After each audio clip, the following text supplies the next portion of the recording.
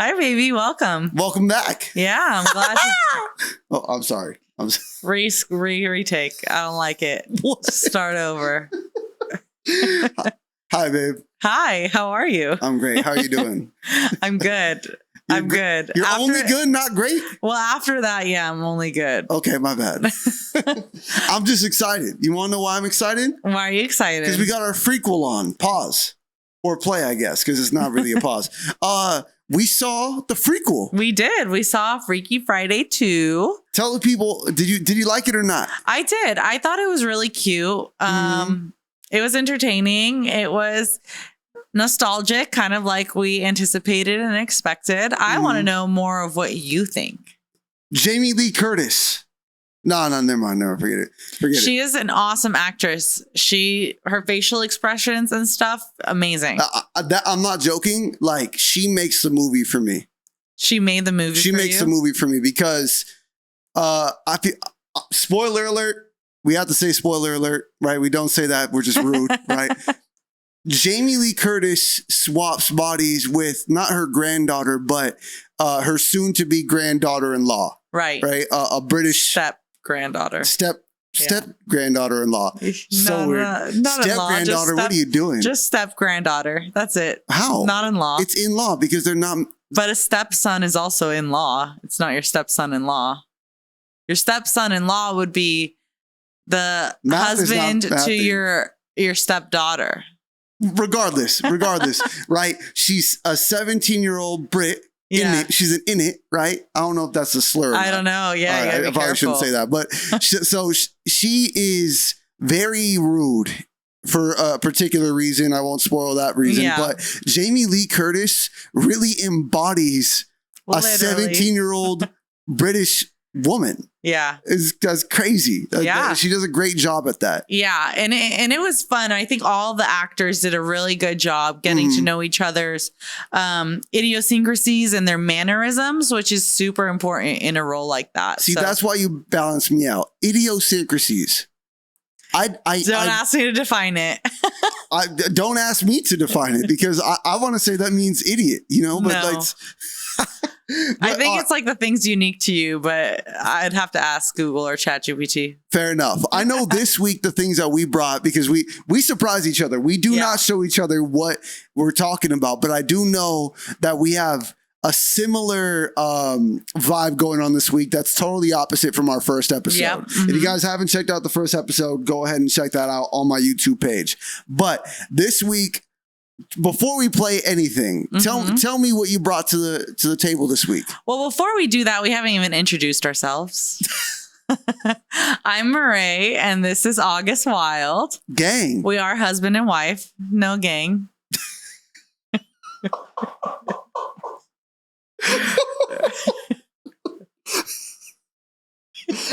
We'll take a moment for him. So you could say idiosyncrasies. I can't say gang. I don't mean actual like we're in a gang. I'm saying it's like I think people would know we're not in a gang, but excuse me. What do you mean? You look very gangster. Oh yeah, I'm in the BB gang. BB. All right. So my wife Murray. Yeah. I Augie. Right? August Wild, aka Nasty, aka Big Dog. You know what I'm saying? Okay.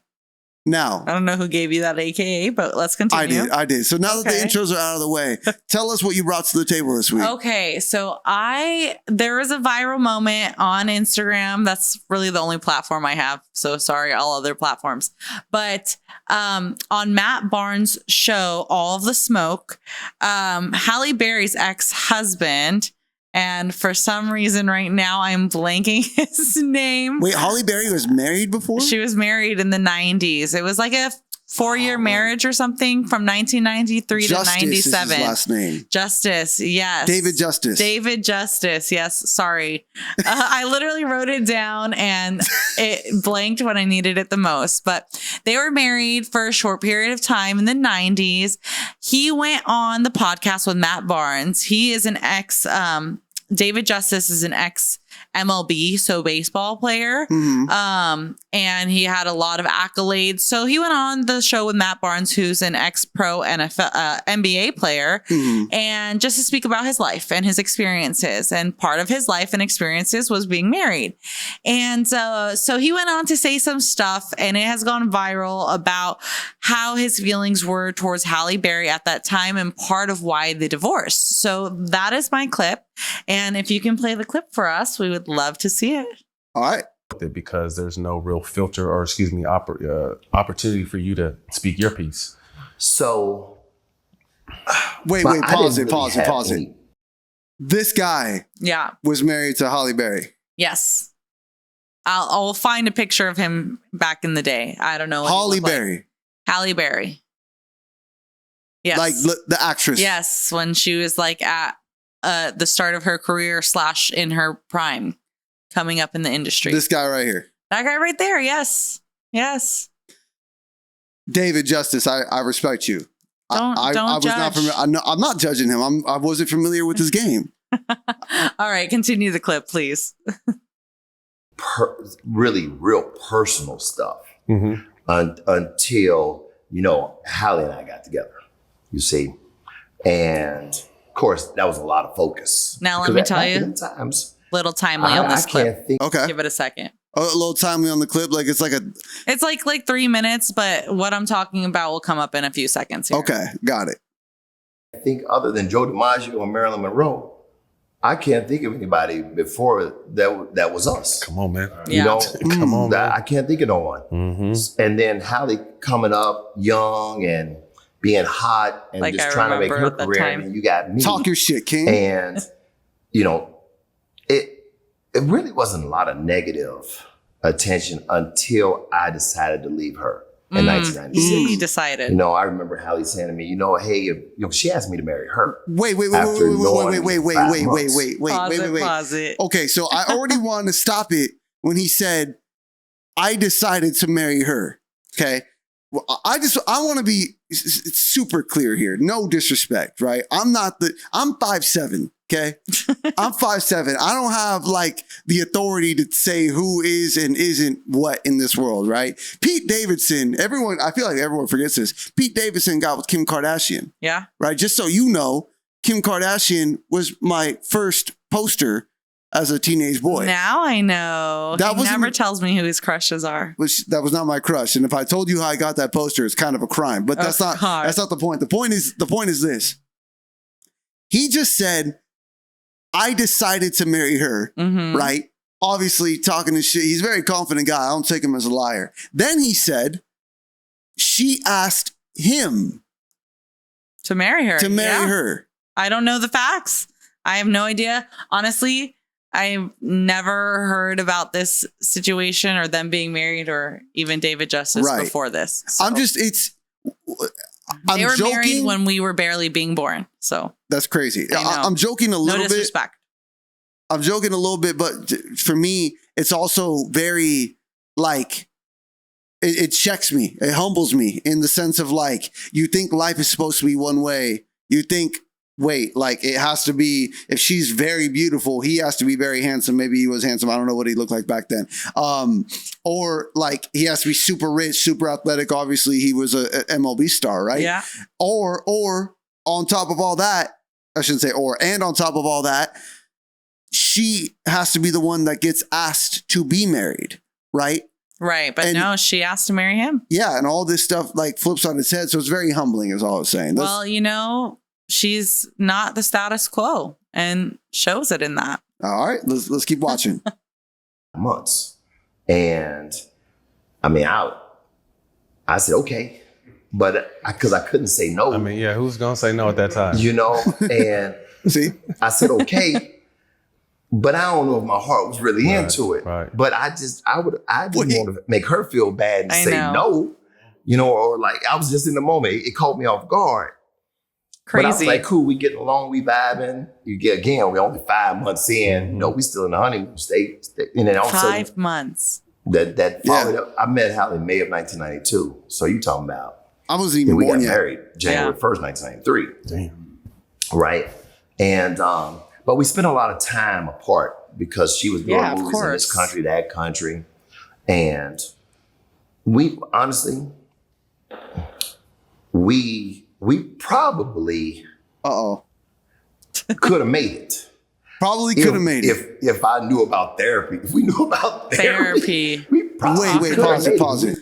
I respect that. I obviously there's stuff coming next. Right. But I respect the humility and the self-awareness to be able to say, we could have made it had I gone to therapy. We gone to therapy. I thought you were saying that. If we had therapy, we could have. Yeah, but even still, like the way he leads into this is very humble and very like essentially looking at it from a neutral perspective. Right. Okay. Continue it on. Never had any major issues like that. Mm-hmm. It's just that because I was young and had only been in, honestly, one real relationship before her. My knowledge and my understanding, my wisdom around relationships just wasn't vast. Mm-hmm. So respect that. Yeah. I'm looking at my mom, and I'm a Midwest guy. So in my mind, I'm thinking a wife at that time should cook, clean, Traditional. you know, and then I'm thinking, Hey, at that time. if we have kids, you know, is this the woman I want to have kids with, and build a family with? And at that time, as a young guy, she don't cook, don't clean, don't really seem like motherly. And that's what did And then we it. You started can go having ahead and issues. stop it right there. Wait. That's what went viral. Wait. She don't cook, she don't clean, doesn't seem that motherly. We'll give him a second to recuperate here. But I want to hear your thoughts before I bring up some of my questions. What do you think listening to that clip? Can I get a couple more seconds? Yeah. Just a couple more seconds, please. I need to see where he's going with that before I just go straight. I have a lot of thoughts running through my head. A lot of them. Listen, we never that. I'll say this: we never had any issues about other women, other men. All right. Never mind. I think that's all I gave you anyways. Yeah, it's all good. It's all good. So I'm a firm believer in not being able or not judging somebody completely off of one moment. Mm-hmm. He's speaking in complete hindsight. So I think that there's obviously some method to the madness, but I'm going to feed into a world where he hadn't matured yet. And he's like still that 26-year-old man saying that Halle Berry needs to cook, clean, be motherly and things of that nature. And going off the only example that he knows is his mom. Right. And he was relating it to that. So the reason that this is the clip that I brought in this week was because I saw this on Instagram. It was just one of those pictures of them on the podcast and it had the writing on it. Halle Berry's ex-husband said that she's not motherly because she didn't cook and clean. And as a woman who, you know, has worked hard to get to where she is, that kind of riled me up. And I'm not going to lie. I was driving later on and I was like actually mad about it because that's all I saw. Really? Yeah. I was over here like, how dare a man say that a woman's not motherly because she doesn't cook, she doesn't clean? Like she's at that point probably a millionaire in a bunch of movies, a household name. She doesn't need to cook and clean. She probably has people come clean for her and cook for her. Right. And in order to maintain the lifestyle that she needs to have her career, she probably can't give the time to those things. It'd be different if, you know, she really wasn't doing anything and she was at home and you're wondering why she's not cooking or cleaning or doing anything, but she's creating a whole career for herself. So I went into all these thoughts and I even came home to you and I was like, oh my gosh, I can't believe this. Because women don't say that you don't put up the TV, you don't do the lawn, you don't do this. We might say, we barely even have a lawn. That lawn is not that big. And we have landscaping. You definitely could have landscaped our backyard. That's a barren wasteland. Exactly why it needs landscaping. There's no grass back there. Exactly why it needs landscaping. There's our dog's poop back there. That's all we have. Exactly why it needs landscaping. But anyways, so women, and don't get me wrong, all women are different. So we all have different expectations. But often you hear women say, I want a man with a high paying job and a car and blah, blah, blah. You know, they want the looks and they want to be provided for in financial terms and have nice things. So they don't often go say, if you don't have the money, if you don't have the car, if you don't buy me Prada, then you're not going to be a good dad. So that was, I think, what fired me up was. You don't hear that, you said? I don't hear that. Not that relation to a father. You hear women typically say how they see a man treat other people, how they see the silly side of a man. That is what women will relate to as being a good father. Yes, the stability and the providing is a part of it. You have a healthy algorithm. I don't know what your algorithm is, but mine is totally opposite of that. Really? Yes, totally opposite. Okay, let me quickly finish before go ahead. So anyway, so that fired me up. And then I started to think to myself, wait, I didn't even hear the podcast, so I don't even know what he's talking about. Let me go back and listen. So once I listened to the whole clip on the Halle Berry part of his life, the media and Instagram gives us a snapshot. It does not give us content. Right. Context. So context. Thank you. So then that's what made me want to bring this to the table, because we get so bombarded with instant clips. Like you said, your algorithm is toxic. Mine might not be, but I am the problem though. I mean, we're being fed different things. What I'm being fed is different than what you're being fed, but we're being fed 30 seconds or just a picture with writing on it. We're not actually educating ourselves, going out there and figuring out what is actually being said. Let me form an opinion for myself. We're forming an opinion based off a snapshot. Right. So that's why I wanted to bring this up, because I feel like that's an important discussion in our world today, is that we tend to get our news. We tend to get all of our education. Right. There's Instagram pages and TikTok pages. I learned what I learned from TikTok versus what I learned in school. Yeah. And we take these things at face value. We see someone who is reputable put it out, so it must be true. Versus just like when it comes to politics and you go and you look at the commercial for what this person is saying, the bill that they're trying to pass in your city is actually for, then you go and read the bill and it has a million different things to it. We're only getting the snapshot. It's a good way to connect that. I'll tell you what, I really, because he said so much like content worthy stuff in there. Yeah. I do want to address that, but spoiler alert, ironically enough, again, we do not tell each other what we're bringing to the table every week. We don't. I brought a similar clip to the table. Interesting. But it's not about specific people. It's about marriages in general. Okay. And I thought it was very interesting. So I'm going to save my commentary of what he said about essentially the way he was everything he said for our section later. And I want to address your point. So essentially the question you're bringing to the table this week is, what does it say about our society that we judge people off of one snapshot in time? Do I have that correct? Yeah. And kind of your thoughts. And do you see the same thing? Because like you just said, your algorithm is totally different than mine. Yeah. So do you see the same thing happening with our society? Are people being judged, or are opinions being formed? More than people being judged, opinions being formed on situations, on experiences, on people that are just from the short clips that we're seeing. Absolutely. I think that a lot of what's happened is like back when we were growing up, let's say we were like 5 to 8 years old. A movie would come out and you had to go to a store to go and get it. Right. Or you'd have to go to the theaters to go and watch it. Shout out Blockbuster. Yeah, shout out Blockbuster. RIP Blockbuster too. Or like your favorite TV show would come on. You get one episode a week. Right. And if you're lucky, right, maybe they run twice a week. Or if you're lucky, they come out with a new episode the very next week. Right. Right. So there was this,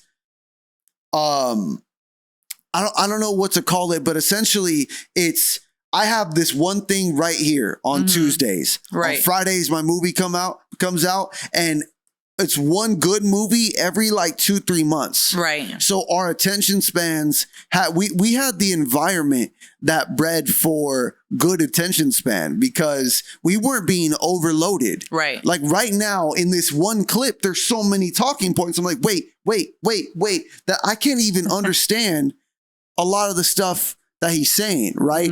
Imagine trying to tell someone who has access to the entire internet. They have Instagram, TikTok, X, formerly known as Twitter. They have all this content in the palm of their hand, and you say, hey, in order to understand what he's saying, you actually have to watch the full 30-minute clip. Right.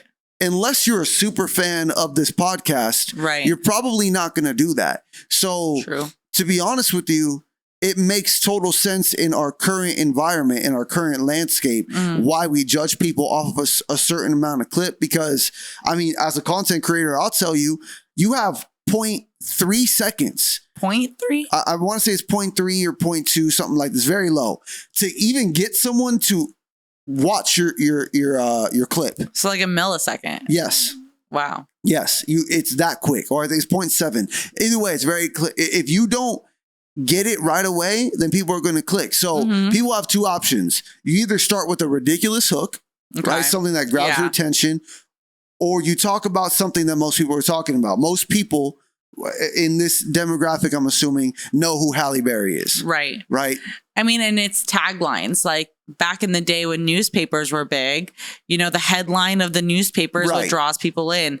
What the content of the statement or the article is saying may not be exactly that's what magazines do. Right. You know, they put, maybe it's a lie. Sensationalize. Yeah, exactly. Yeah, sensationalism. So how do you think moving forward, is that something that do you think is going to change in the landscape of media?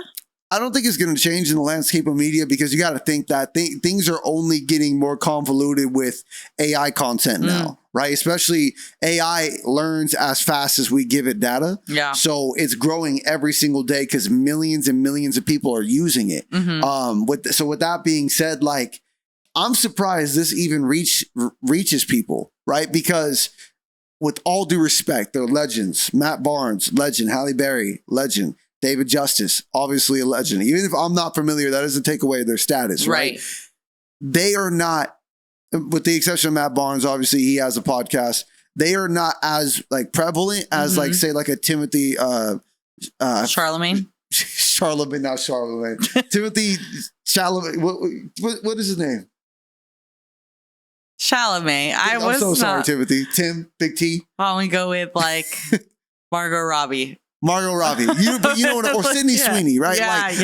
They are names we can pronounce. Exactly. They are not as prevalent today, right, as the people we just named. So I'm surprised that people are even talking about this in virality. But honestly, it's because of the gender wars. That's it. Gender wars is always going to get people to have conversation. Look at what we're doing. We're reacting to it. Right. We're not reacting to the stock market. Right, we're reacting to fucking should Halle Berry cook and clean? Right. Well, and then I mean that's what most people are reacting to, right? That was my initial take from it. Like, oh my gosh, here we go again. Yeah, you were mad. Can you tell me why? Like, because I can understand you being like laughing it off. Like, here's a man thinking a famous woman should cook and clean. Why were you mad? I'm curious. I was mad because, like I said. You know what I do for a living. You know how long it's I was in school up until the age of 27 years old. You worked hard. I worked very hard. You know, not all people need to go to school that long. Okay, thank you. You're welcome. That's true. But, you know, I do cook and clean and work. I came home to her cleaning. Yeah. Respectfully. On my day off, you know, on a day that but then I still, you know, am equivalent to you in terms of providing and things like that when it comes to our household needs and things like that. So if I'm here and if I needed to be out, let's say I made 3 times what you make, right? And I needed to be out working every single day to bring home that money and I'm out for 12 hours, 15 hours work days. I'm not going to come home and cook and clean. I'm going to have someone come and clean. I might do a meal prep service, or, not worry about, you can cook for yourself. You can find food for yourself. You did that well before me, right? Mm-hmm. So the expectation that in order to be a good mother, because you don't know when a child comes into this world, we can prepare for that as a partnership, as a wife, and husband and wife, we can prepare. Hey, we want to start having children. Your 16-hour schedule isn't conducive to it. Right. So I need to see if he had said something about her personality. She's really harsh when it comes to criticizing about things, or it would be more understandable. Yeah. Like, oh, the way she interacts with children is just kind of weird. I don't know. She doesn't seem to have much interest. That would be understandable. But to say she doesn't cook, she doesn't clean, she doesn't seem motherly is not the correct standards. So that's why it made me upset. Okay. It's not the right criteria, I should say. I do appreciate you sharing that. I do want to go to my clip if we can load up my clip. While we are getting that clip loaded up, I do want to say that we'll talk about it most likely in this clip that I'm sharing for the week. But I will say that in general, if you're listening to this, I hope you take this away. This is very important for young men, young women. Don't put societal expectations on your own personal relationship, because everything contextually is different, right? The only thing that is a quote unquote fact is that there is I don't know what I almost said embryo. You guys women have a uterus. Yes. Men have semen, right? So what I'm getting our reproductive organs are different. What I'm getting at, though, the only expectation is that you take care of your body, right? Your physical health, your mental health, in order to be the best partner that you can, but also to have the best chances at reproduction, right? Like the whole, are you motherly? Are you fatherly? You figure that out. You can't know that until you are a mother or a father. Yeah. Right. Like I can have all these great traits, and then the second I have a baby, I'm just a piece of shit. I don't know. Hopefully I'm not. You better not be. I better not be. Then I won't be on any more of these shows. I might be on my villain arc shit. What'd you say? What? The thing I was getting at with the whole reproductive thing is I'm saying that, like, the societal pressure, that is the only quote unquote fact, is that, like, you carry the child, right? And I carry civilizations. He always says that, and that's crazy. But no, I like what you said about it, not to let society really dictate what we do in a relationship, right? Because our rules in what we need to make our day-to-day life is going to be different than what other people need in their relationship to make their day-to-day life.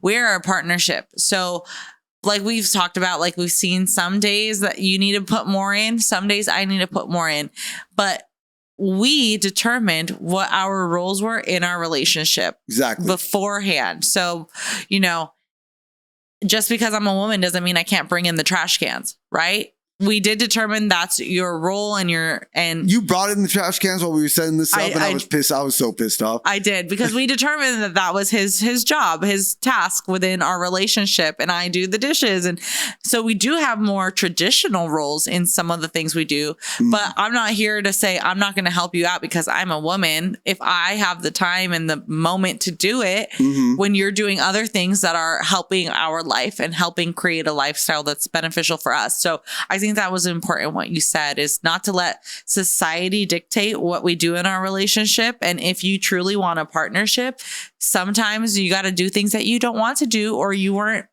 bred to do, or prepared to do.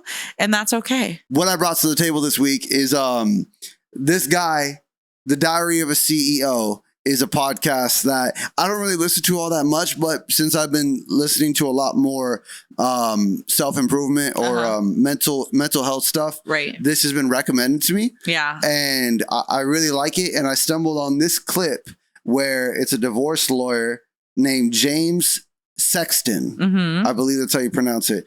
And I'm going to let the clip speak for itself. Let's go ahead and watch it. All right, here we go. Why is it not happy husband, happy wife, though?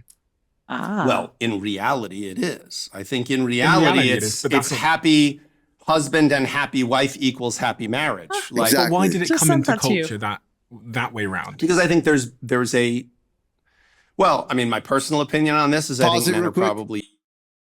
All right, so you said men are probably, right? Before we get into this, okay, I want to specify, if you are a man that does not fit into this criteria, there's nothing wrong with you. Just want to specify that. Go ahead. Okay. Easier to please in some ways. Men are easier to please. You know, Easier? I think men are either hungry or horny. So like either feed us or have sex with us. And that's kind of, we're most of the time pretty happy. Like we're not, you know, like which curtains should we pick out for the house? Like we're not that caught up in that. I don't know a lot of guys caught up in that. Like when it came to weddings, like most of the guys I know weren't when they were young men going like, what is my wedding gonna be like? Here's what I'm gonna do. Like it was very like, all right, is there a DJ or a band and what will the bar have? And that's kind of what they were into. And everything else was like, cool, babe, whatever you like. All right, pause like, it real I'm quick. So he just ended with, I'm excited. So before I go into it, before we go into it a little further, without breaking down too much, because I know we're trying to keep it PG on the show, right? Okay. What do you feel? What is a feeling that you get so far, like from listening to this? Do you feel anger? Do you feel like agreement? Okay. I mean, yeah, I think that it's true. Both people in the relationship have to be happy, because if one of us isn't happy, it's not like we spoke about. It's a partnership, so then it's not contributing to it's contributing to pulling the other person down. Right. So, I mean, if I just wanted to be happy on my own, I would just be on my own. Fair enough. I wouldn't be in a partnership. All right, let's go ahead and finish the clip. Excited to see you excited. That's what matters to me. So men are simple. I think men are quite simple, yeah. And I think women, and by the way, this is not a criticism of men. And it's not a criticism of women. And again, it's a generalization. I understand that. But like women, I think, thank God, women are much more nuanced in my experience. Yes. Like they notice more sometimes or different things. Like they're like, I think men and women bring different things to, and again, not every man. To the table, yeah. Different things to the table, right? Yeah. Yeah. I mean. So that's the end of the clip. Okay. So, sorry, little itch. It's all good. So I think it's very true. And I learned this really well when we were getting married, because August was very open with me at the beginning. Look, I only care about the food and the DJ. The rest of it, what colors we pick, what dance floor you choose, what flowers you want, that's up to you. Those were the second and third things I told you I cared about. What was the first thing I said? What was the only thing I cared about? The groomsmen. No. Oh, me. Getting married to you. me. I said verbatim, I can't believe that was in the first thing you said. Well, okay. I said, I only care about marrying you at the end of the day. We can plan all these things. If I have 10 groomsmen and none of them show up, or if we have 200 people and 100 show up, am I going to say it's a bad day? Me personally, no. Yeah. Because I can get married in a backyard as long as I'm marrying you. He used to tell me I can get married in an alley, and I said, no way, Jose. I don't know who you think you're marrying, but it ain't me. But yeah, exactly what he is saying, that, you know, and it's not every man, of course, it's a generalization, but I learned it when you didn't really have a preference on those things.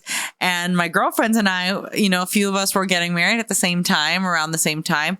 And it's like, no, like they're not even thinking about all the things that go into throwing a party, just a party, because the parties you're used to throwing, it's everybody bring your own stuff, bring your own booze. I don't care where you sit. You know, I'm not feeding you. You know, you just that's not necessarily true, but I know you're college. You know, that's the experience. Yeah. Women, on the other hand, when we throw parties for our friends, like we're thinking about every little detail. Where are they going to sit?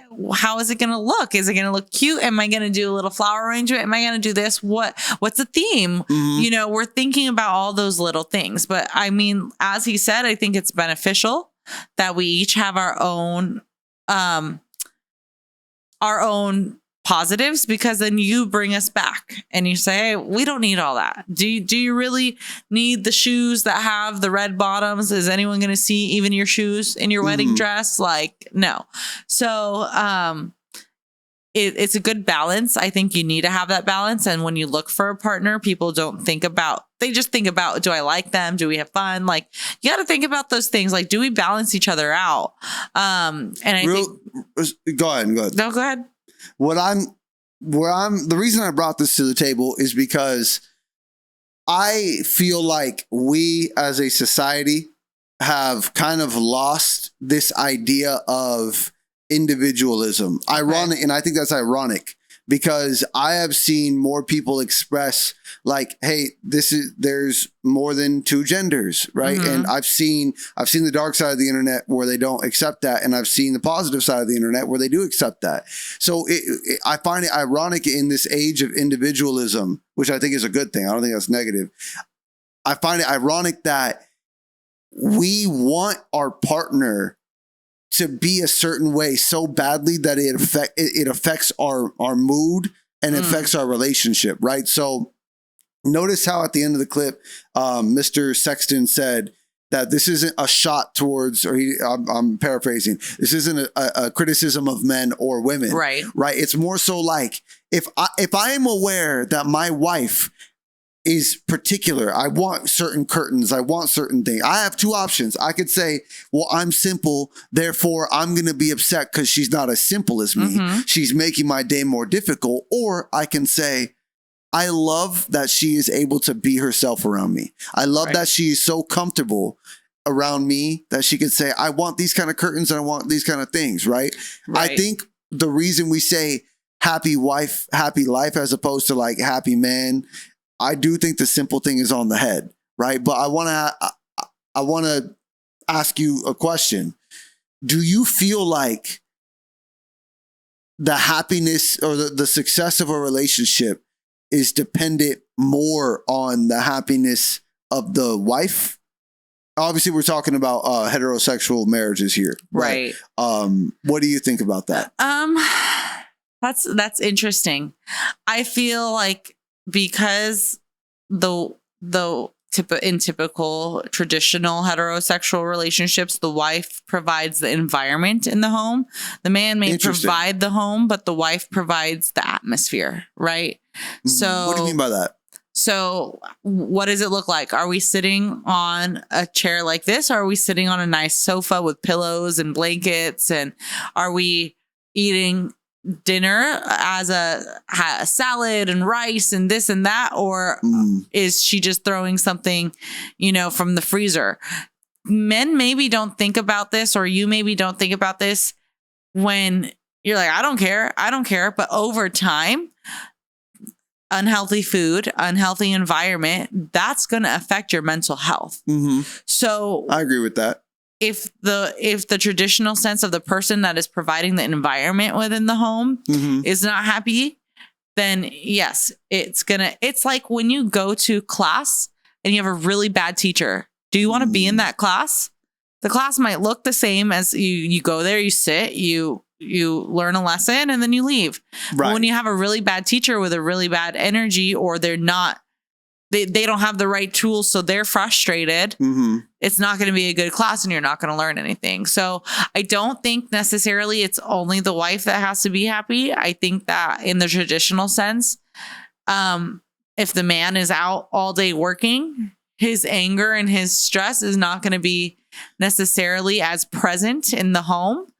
So it's not going to be as noticed, and the relationship might be hindered. But I think that'd be taken out in different areas, or not as obvious as the negative energy when you come home. Us as men, we get very caught up in making sure a woman is happy, because before we even enter a relationship, like, you have to be taught that in order to even obtain like sex, if that's your only aim, like, you have to have consent, right? Respectable men, of course. Men have to gain consent. In order to gain consent, they have to be like a certain stature for a woman, right? So oftentimes men will like adjust who they are, or adjust what they like, adjust what they talk about, if when they're meeting a woman at the bar, right? She might like men who are into reading books, and the guy might not read a single book. He's like, you know what? Because I want to sleep with her, I'm going to therefore adjust myself. So I feel like men get into this habit where we say, I'm going to be whoever the woman needs because I want to have sex with this woman, right?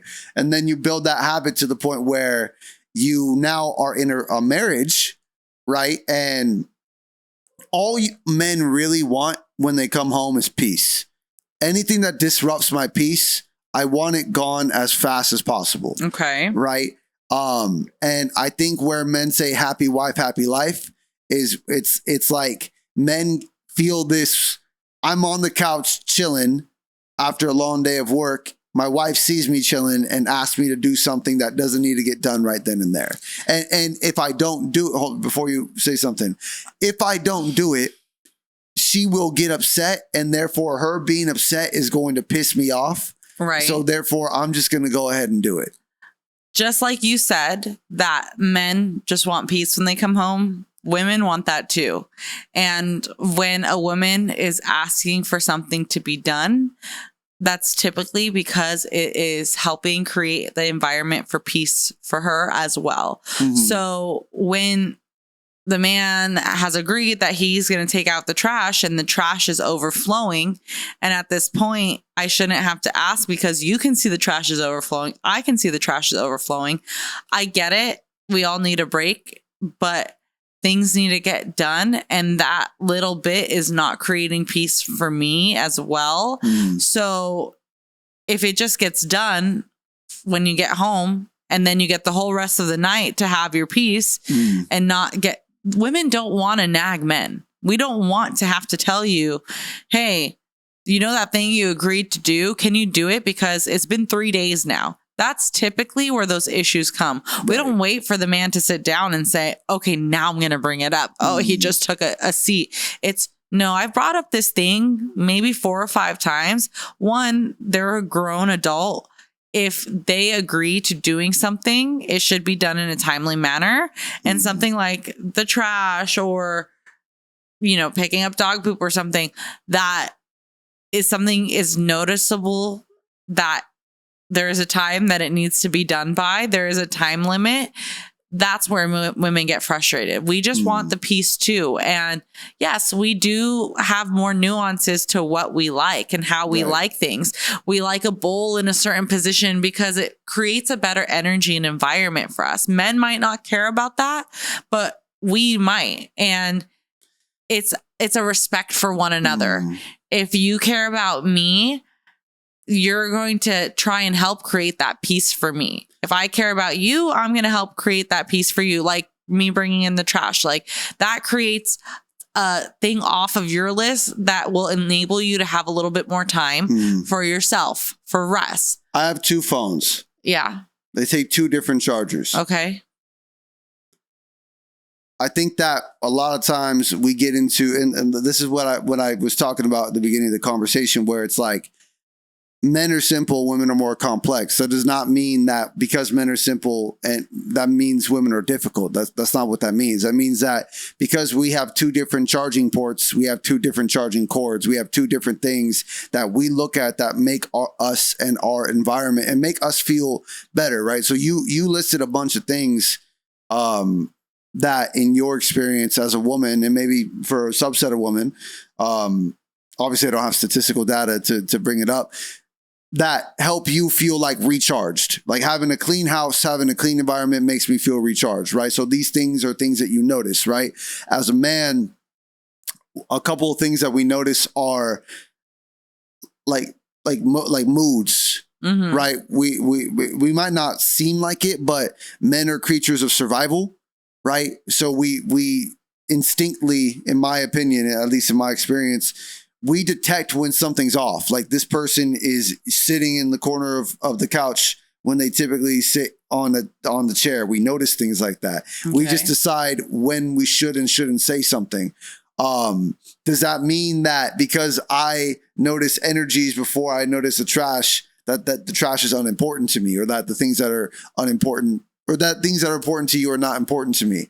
I don't think so. I think the underlying thing, the reason why Mr. Sexton, the divorce lawyer, is speaking on this is because communication is so important. One of the things I heard you say is I shouldn't have to ask this. And I think that when marriages and partnerships get to the point of I shouldn't have to ask, it's already failing, right? Before you respond to that, at work, hold on. Let me interrupt for 1 second. No. I let you cook. I let you cook. Let me cook. I please. know, but context. When I'm at work, my boss doesn't look at my emails and say, I'm like, what? Nothing. What? I shouldn't have to ask you to read your emails. It's like, okay, yes, you're right. You shouldn't have to ask me to read my emails. But today you're going to have to. Because for some reason today, I'm off my game. For some reason today, I'm not reading my emails. I don't know why I didn't, but you notice, and it's important to you. So because it's important to you and because you care about me, you want me to succeed in my role, you're going to ask me to read my emails. Now, if it's a habitual thing, you ask me every day to read my emails, every single day, every single week, every single month. Yes, I failed. But obviously I failed because I haven't respected you, not because I haven't read my emails. Right. And that's the thing. But back to the context, taking the whole in that what I said, it's not about reading the mind. I said in that statement is that it's already an agreed upon thing that someone has agreed to do. If you've agreed to take out the trash, that's your role and your responsibility. When you don't do it, yes, I hear what you're saying is sometimes we're off our game and we may need to be asked if we have a lot on our plate. But women don't just get irritated or shift in mood like that over one instance. This is a repetitive thing. Like you saying, the boss who's asking you to read your emails every day, if every time the trash is full and I have to ask for it to be taken out, a woman is going to get pissed off at that after multiple episodes of this happening. So it's not about, I want you to read my mind. It's about, you agreed to this. You're not doing it in the agreed upon terms. Just like and so when you said that once someone says you should read my mind and that's the end, that is the problem in which it says, because women are not trying to get you to read the mind. We're saying what we want. If whether you're lying because you're just trying to flatter us to get us into bed, well, that's a man problem. That's a problem. But if you agreed to these things and you are not doing what you agreed upon in the time frame that is conducive to our relationship, to the actual trash being full now, and now there's nowhere for me to throw it, you are then not you, but the man at that point, or the woman, whatever it may be, is not fulfilling the agreement to the relationship. And that's what starts the end of the marriage. Full circle moment. Yeah. Someone is not completing what they agreed to do. And again, we're all adults here if you're married, hopefully. And if you're not agreeing to the terms that you set in place at the beginning, if things have changed up and you haven't communicated that, it'd be different if you came home, the man came home and said, babe, I'm really tired. I just need to I saw the trash was out. I saw the trash was full. I'm going to take it out, but I just need 10, 15 minutes. I know I should have done it yesterday. My bad. Then it's different. But we're not expecting you to read our minds. We're expecting you to do the things that we already agreed upon. That's what it is. Communication piece. So that's why, going back to my thoughts on the Halle Berry thing from earlier, right? I said I was going to reserve my thoughts for that moment, for this moment, is that everyone's expectations are different, right? And I think it's crazy on paper to say Halle Berry must cook and clean for me. Absolutely. I think on paper that sounds nuts. But everyone has their own expectations of what they want in a relationship. And I respect people who say, this is my boundary. This is what I want. Take it or leave it. Right. And everyone can look at Mr. Justice Crazy for saying Halle Berry. Like, it's like, yeah, I get it. Like, she's Halle Berry to you. But I had the opportunity to marry her. This is a human being to me. Right. And I have expectations within my relationship that she has expectations that I'm something. I have expectations that she's something. So what I'm saying to your point, to me, it's not even necessarily like a men versus women thing. It's more so like the communication has to be there, even when expectations aren't being met. That's the important part. That's the part that people forget, is that like we go straight to the getting pissed off part, as opposed to, hey, I want to let you know I'm frustrated right now. Well, why are you frustrated? Well, I've asked you to take out the trash and you seem to not do it. And I don't want to be frustrated. Right. Can you tell me why taking out the trash appears to be a difficult task? Now, I know that comes across as criticizing, but to me, in my 9-to-5 job, I analyze what behaviors happen at work to where like incident, because I'm a safety manager, right? So I can very easily say, hey, you shouldn't have walked through this field with your hard hat. Well, no shit, right? Everyone knows that. Everyone signs that. That guy is aware of that. I have two options. I could tell him he's wrong for not wearing his hard hat, but that doesn't correct the behavior. I can ask him, hey, we're all frustrated that you don't wear your hard hat. This is our second time talking to you. You only get 3 strikes. Right. Why do you not wear your hard hat? Let's have a conversation about it. And he's like, you know what? Like, I have lice and we share hard hats here. I don't know. Like, it could be a flawed reason. Right. But the point I'm getting at is we're so quick to, let me just be pissed off. Yeah. And that's it, versus let me try to understand why this thing isn't happening so that we can come up with a game plan to make it more sustainable. Yeah. Right. You're trying to find the context behind it. You know, you're trying to figure out what is the situation that is creating this instance. Right. And just like I said earlier with my clip, it made me mad when I first just saw the headline, you know, and then I went and watched the podcast and it was like, wait, that's not necessary. And he even says, you know, he was very mature. He said at that time I was young. We only knew each other 5 months. They're in the whimsy of it. They're not asking each other, how's your communication style? And, you know, do you think that you're going to cook and clean? And like, what are our roles in this?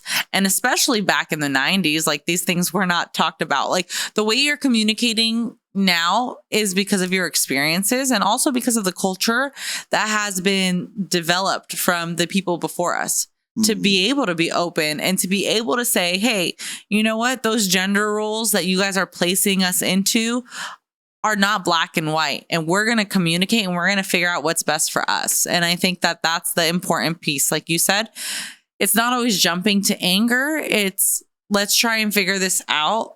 But not a lot of people have that vulnerability. It takes vulnerability to say, hey, you know what? I've been a little frustrated. Can I talk to you about it?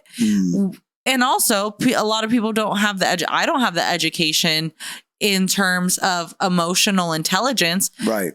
To have a conversation about something I'm upset about in that tone and in that frame of mind. So I appreciate you saying that. I'm going to say a hot take to the people watching. Okay. I don't care what your sexual orientation is. That's your preference. I'm talking to everybody. You are not ready to get married unless you have the emotional maturity to have a conversation and to be able to receive information. You have to be able to understand when you're doing something wrong in the eyes of someone else, right? Because at the end of the day, a marriage is a partnership, right? And think about it like a business.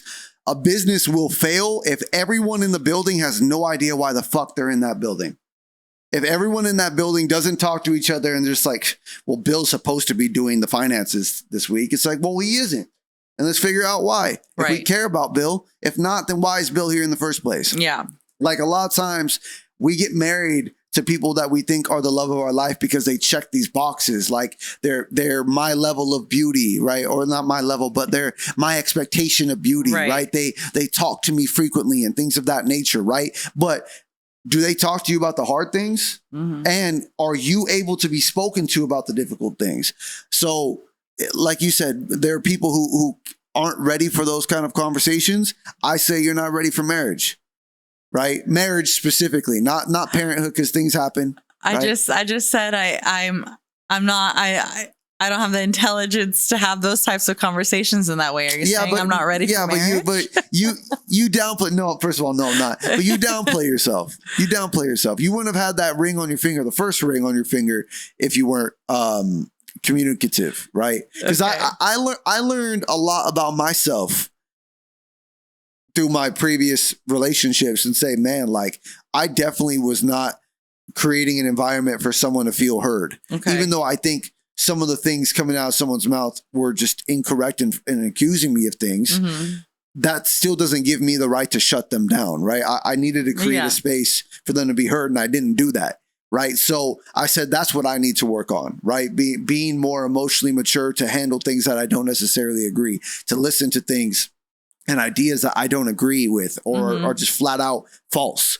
But with that being said, I also said my boundary in a relationship is I'm only going to talk to somebody who's willing to say, you know what, that belief is not so accurate of me to think, and it's not fair to put onto you.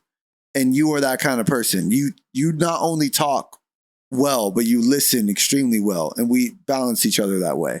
But this isn't an episode of kissing our own ass, right? No, I just had to ask. I mean, if I felt that question was coming, I'm sure the audience would be like, wait, she just said that she's not emotionally intelligent enough to have a conversation. But that's not true. That's just not true. You're very emotionally intelligent. I guess bring up in that way. It's the tone of how you bring it up and how you say it, which is great. Yeah. And I wish more people had that type of, I think we'd all be better off in the workspace and relationships and if people approach things that way. But, this is the first kind of step to bringing that kind of communication style out to the masses. 100%. But don't get it twisted. Ain't shit sweet. It's still gang, right? Still August. I'm sorry, my bad. Cut it. Cut that? Cut that. Okay, my bad. Thank you guys so much for watching another installment. For not watching. Thank you all so much for tuning in to another episode of I still haven't named it in my head. We still haven't named it? I still haven't named it. I want you to look up his and hers. Okay, I like that. Well, it's definitely a thing. Whatever. Oh, darn. His and hers. All right. Thank you for watching another episode of His and Hers. I've been August Wild. This is my wife, Marae. I want to thank our off-camera producer, right? My sister, Belle. Doing a great job. Doing a fantastic job, right? We set up the whole studio. I didn't give her any notice, and she nailed the job the first day. I appreciate you, Belle. Yes, thank you. And for, what's his name again? Timothy. Oh, I said it. Chalamet. Nope. Chalamet. Yes. Timothy Chalamet. No, wait. You gotta say it again. Chalamet. Timothy Chalamet. I respect you, all right? And Mr. David Justice. David Justice, yeah. You're a handsome man. I'm sorry for laughing at you earlier. Thank you all for tuning in. Catch us in 2 weeks. Yeah.